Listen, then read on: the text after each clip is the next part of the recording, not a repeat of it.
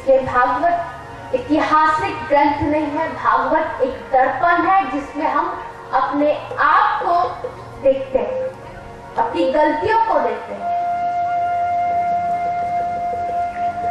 बहुत से लोग, अब जैसे मैंने बोला कि गलतियों को देखो, तो घर जाके क्या करेंगे, पड़ोसियों की गलती को देखना शुरू कर देंगे। ये ऐसा है, ये वैसा है, ये ऐसा करता है। गलती देखना अच्छी बात है, लेकिन अपनी गलतियां देखो, दूसरे की गलती कभी मत देखो।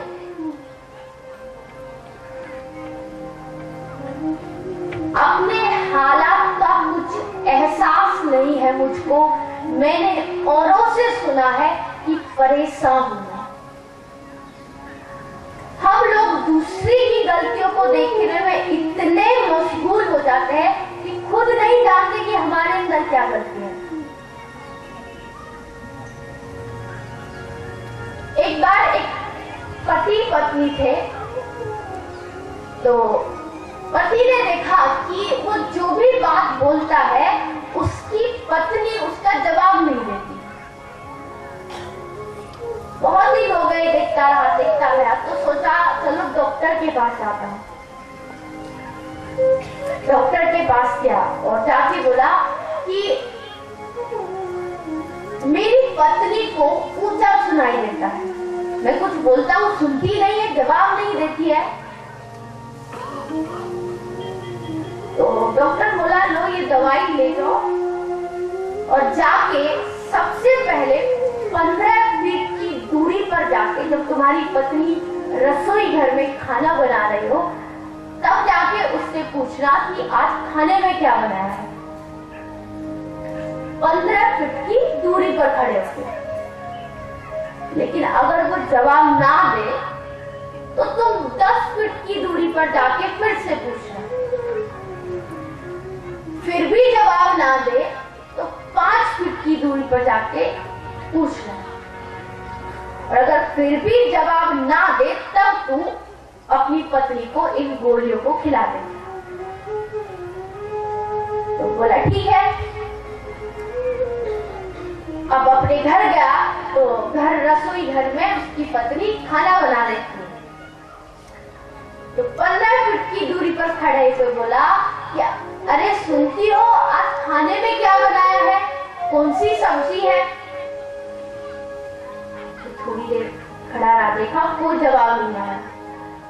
उसके बाद 10 फीट पर खड़ा आके पूछा, सुनती हो आज खाने में क्या बनाया है। फिर भी जवाब नहीं मिला। 5 फीट की दूरी पर जाके पूछा, फिर भी जवाब नहीं मिला। अब अंत में उस पत्नी के बिल्कुल पीछे खड़ा आके पूछा कि अरे कितनी बार कहा है आज खाने में क्या बनाया है, क्या सुन नहीं सकती। तो पत्नी मुड़ी और जोर से चिल्लाई, अरे 4 बार तो बता चुकी हूँ करेले की सब्जी बनाई है, इतना भी नहीं सुनता। तो इसका मतलब हुआ कि वो पति खुद बहरा था, उसको खुद नहीं सुनाई देता कि पत्नी क्या बोल रही है। और डॉक्टर के पास दवाई लेने गया कि पत्नी के लिए दवाई चाहिए। गलती पत्नी में देखता है जबकि खुद बहरा है। तो दूसरों की गलती को देखने से पहले अपनी गलती को देखो, हमारे अंदर क्या गलती है और उसको सुधारने की कोशिश करो। तो आइए दृढ़ चित्त से हम इन 7 दिनों भाव से, प्रेम से इस भागवत गंगा में डुबकी लगाए रखें।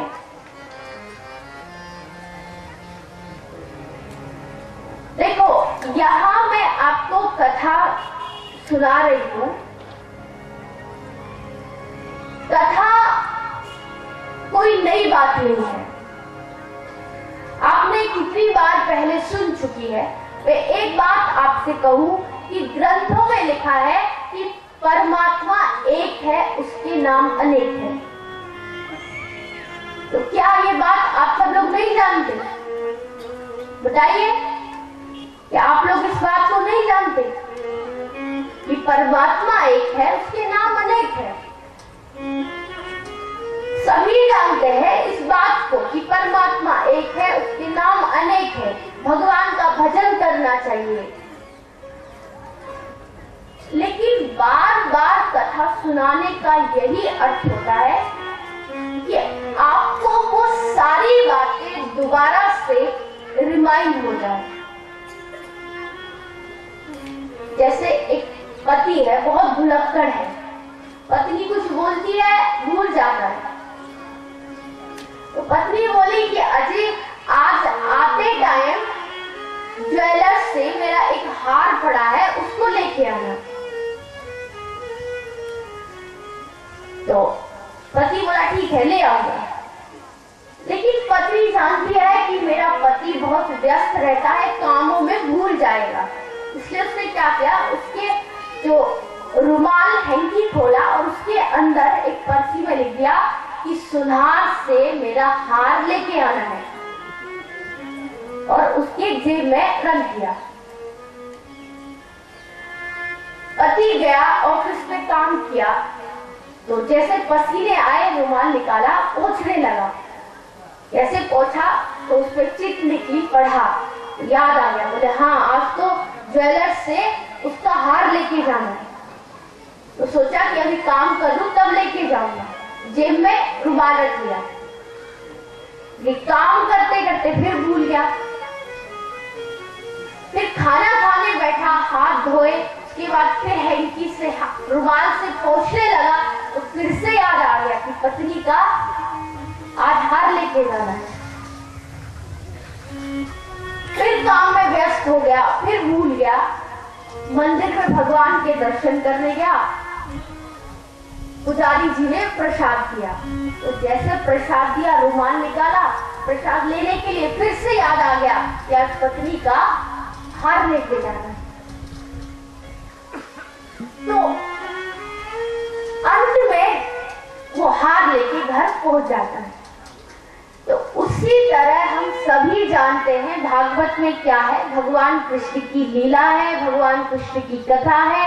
बस आप लोगों को, हम लोगों को कथा इसलिए सुननी चाहिए ताकि हम उस बात को रिमाइंड करें, जो हम भूल चुके हैं उसे दोबारा से याद करें और अपने जीवन में उसे उतारें। क्योंकि यहाँ मैं कोई आपको उपदेश नहीं दे रही हूँ, क्योंकि उपदेश देने से हमारे अंदर अहंकार आता है कि मैं आप सब लोगों को उपदेश दे रही हूँ, मैं आप सब लोगों को कथा सुना रही हूँ। लेकिन मैं सिर्फ आप लोगों को जो संतों का, वेद व्यास जी का, सुखदेव जी का जो संदेश है वो आप लोगों तक पहुंचाने की कोशिश कर रही हूँ।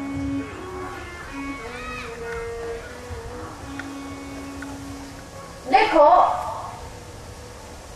हमारे 4 वेद है, 17 पुराण है।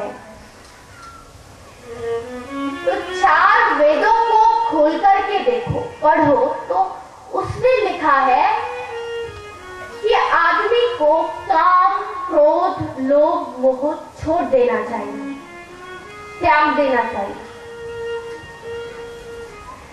लेकिन आज इस कलयुग के आदमी से तुम कहो कि काम, क्रोध, लोभ, मोह छोड़ दो, तो बोलेगा अपनी भागवत अपने पास रख, कोई सरल सा उपाय है तो बता दे, वरना जाए हाथ।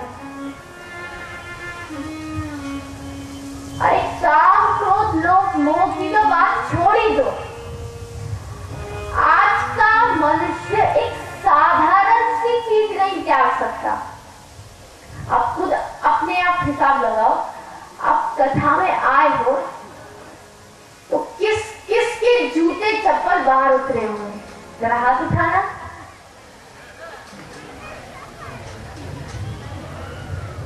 और सबके सामने सफेद से पॉलिथीन में सबके जूते चप्पल रखे हुए।